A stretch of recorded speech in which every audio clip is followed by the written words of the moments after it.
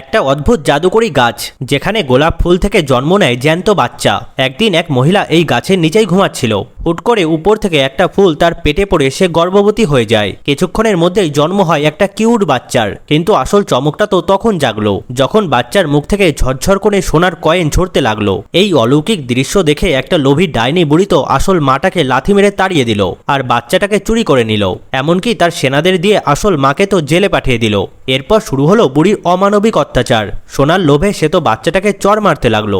বাচ্চাটা যতই কাঁদছিল তত বেশি সোনার কয়েন পড়ছিল।